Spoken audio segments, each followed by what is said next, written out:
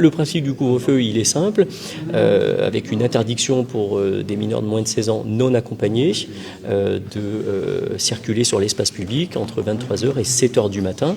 Et donc ceux qui ne respecteraient pas cette interdiction s'exposent à une contravention déjà de 150 € et d'autres dispositions qui ont été précisées par M. le procureur de la République.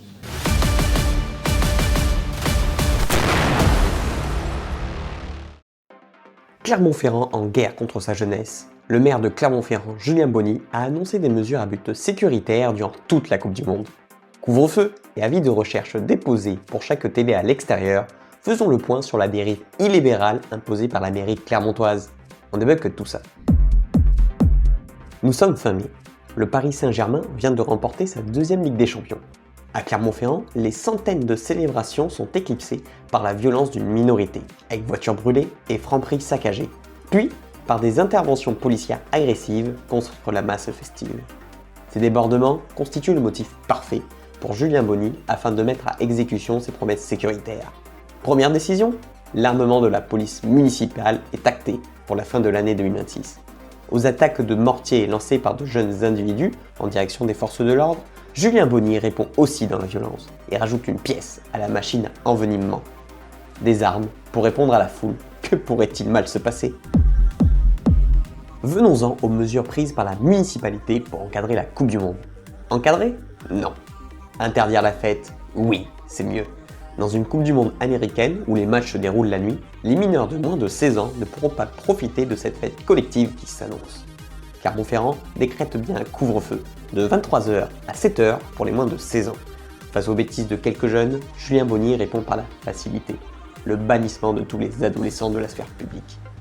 Le maire décide de qui sort, qui ne sort pas, de qui s'amuse, qui ne s'amuse pas, de qui vit, qui ne vit pas. Vous redemandez des mesures liberticides? Ce n'est pas fini. Bon, les adultes échappent bien au couvre-feu. Pfiou! D'où merci à la mairie de nous accorder grassement le droit de se sauver de chez soi. Mais les adultes ne pourront pas regarder les matchs des Bleus comme bon leur semble. Ah, ce serait trop beau. Déjà, toujours pas de fanzone à Clermont. Et pourtant, la ville a la place pour dispatcher plusieurs lieux collectifs pour la retransmission. En plus, ce dispositif encadre la foule et ses possibles débordements. Mais bon, il fallait une mesure bien absurde pour fêter les 100 jours de mandat. Il fallait une réglementation encore moins rationnelle que Jean Castex et rappelez-vous son interdiction de consommer assis pendant la pandémie.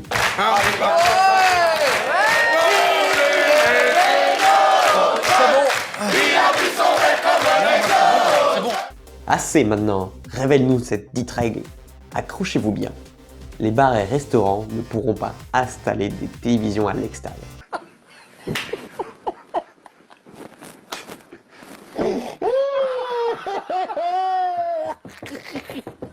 Je me suis entendu. J'ai envie de me mettre une droite. J'avais prévenu, les Clermontois ont chopé le roi de la farce.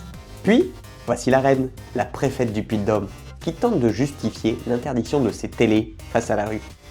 Les écrans devront être tournés vers l'intérieur et pas vers la voie publique, pour éviter justement d'avoir des attroupements, des risques par rapport notamment à la sécurité routière, explique la préfète Anne Frakowiak-Jacobs. Oui, il faudra tourner les télés, dos à la foule. Alors là, l'Argentine vient de perdre son titre mondial, je vous l'annonce. Les nouveaux champions du monde, ce sont eux. Et ceux-là, ils atteignent le hors catégorie. À chaque événement sportif, aucun accident de cet ordre n'est relevé.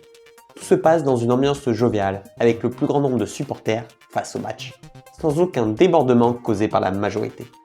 Pourtant, les interdictions liberticides prises par la mairie visent cette majorité. Julien Bonny souhaite priver les habitants et les commerçants de ces moments festifs tant attendus. Les pouvoirs publics de Clermont veulent le moins d'animation possible pour restreindre les potentiels emportements violents. Nous faisons face à la seule ville en France qui vise cet objectif-ci. Même les villes dirigées par l'extrême droite autorisent la fête populaire du mondial. En titre d'exemple, Perpignan, dirigé par Louis Alliot du Rassemblement national. Il laisse les bars et restaurants installer leurs dispositifs dans la ville. La ville sudiste va même déployer une fanzone. Oh Seigneur, quel privilège!